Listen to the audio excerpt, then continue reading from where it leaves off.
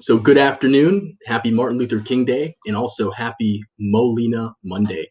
So today we are going to dive into Joe Biden's impact on interest rates and housing over the following year of 2021. So here is what you need to know. I'm going to share with you about 7 things to know. And number one is the fact that as debt increases, interest rates decline. So based on this chart here, blue line equals interest rates and red line equals debt. And so you can see that not just in the United States, but pretty much every prominent country in the world that allows consumers to finance real estate similar to the US, they all follow this trend. So with this blue line being interest rates, they have decreased in France, for example, as debt increased. And you see this crossing point right here that's very pivotal to understanding the chart. You have the same thing in Japan as well, same thing in Italy, same thing in the United Kingdom.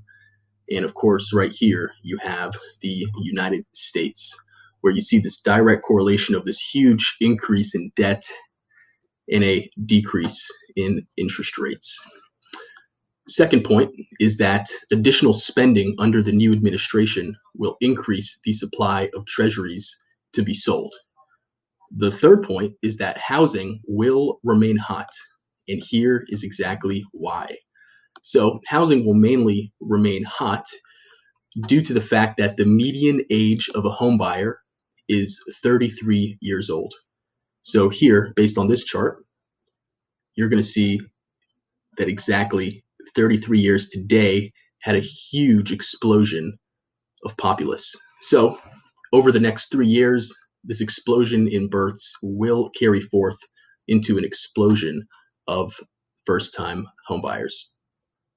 Fourth thing is that inventory will remain tight due to the fact that in 2020, builders pretty much didn't put anything on the market for 3 to 6 months.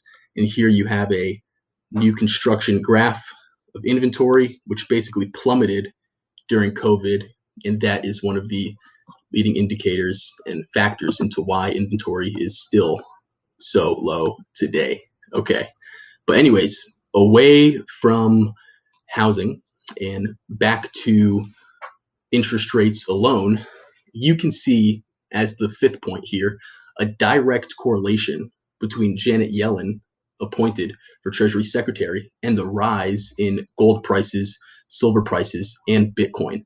The reason being, the bond market feels that Janet Yellen will reduce, or debase rather, the value of US currency.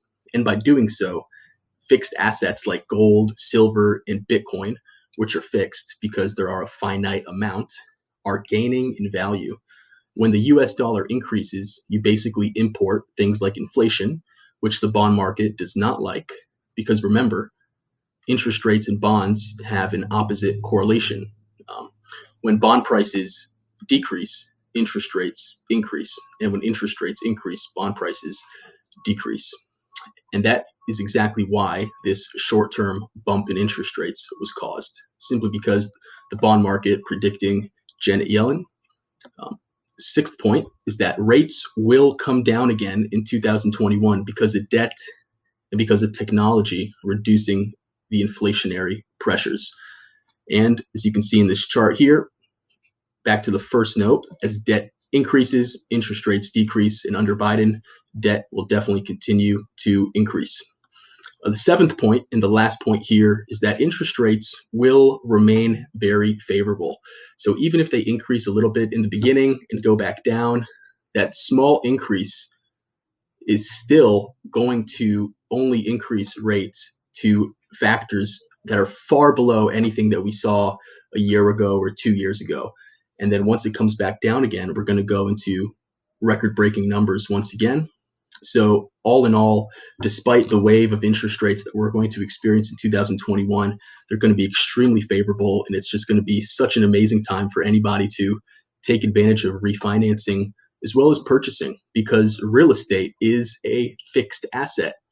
And just like I pointed out with the cost of gold, silver, and Bitcoin, real estate being a fixed asset means that the price of real estate is going to continue to increase in 2021. So I hope you found this very, very valuable. Have an amazing Molina Monday. And again, happy Martin Luther King Day. Take care.